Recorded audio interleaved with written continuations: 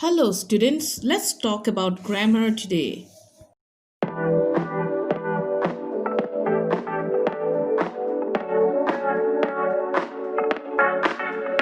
So, the topic for today is subject and verb concord or agreement.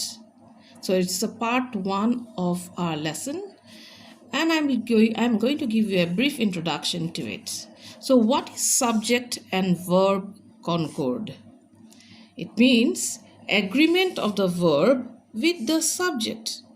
If your subject is singular, the verb should also be singular.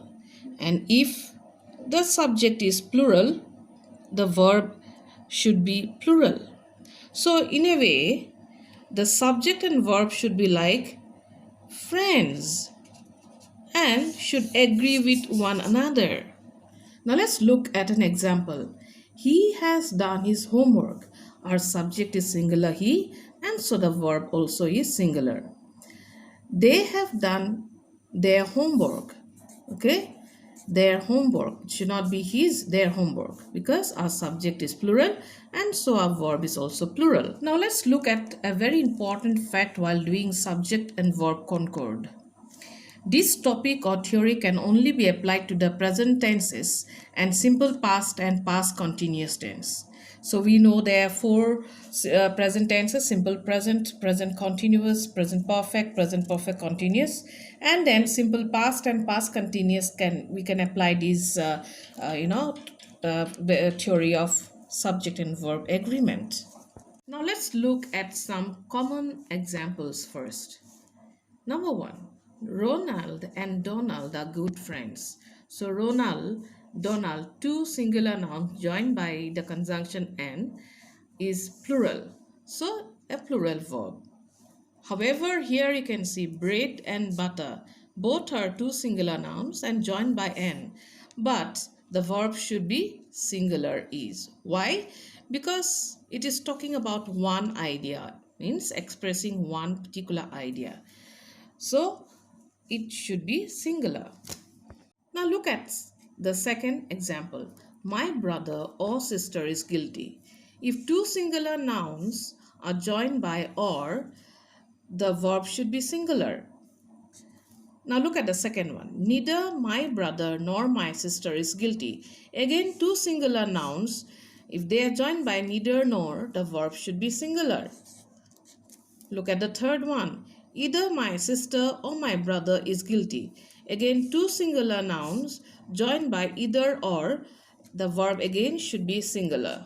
Now look at the third example. Neither the father nor his sons are guilty. Now in this case, two nouns are there. One of the noun is singular and the other is plural. So it will take a plural verb. If the second noun is plural, the verb closer to the second noun. If it is plural, should be plural verb.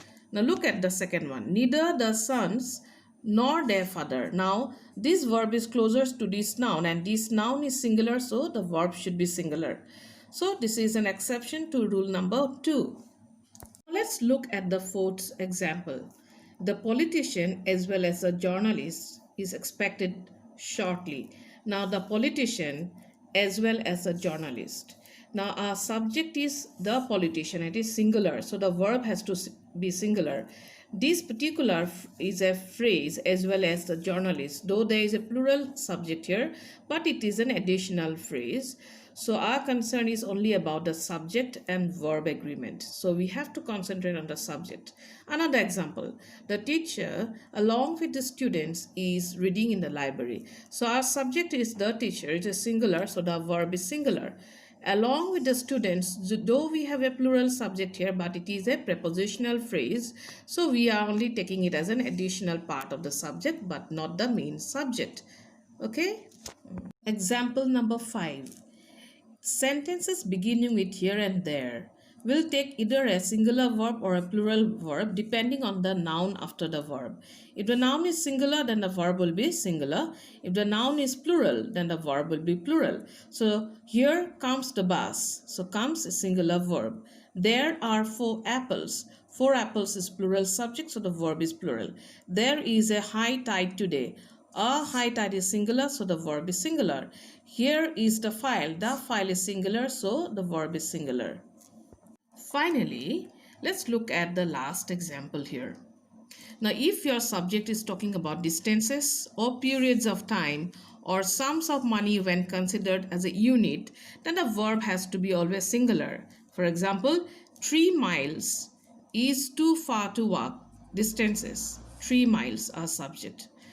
5 years is enough for the completion of this project. So period of time, 5 years. Though it looks plural, but verb has to be singular. $10 looks plural, but the verb is singular because it is talking about sums of money considered as a unit.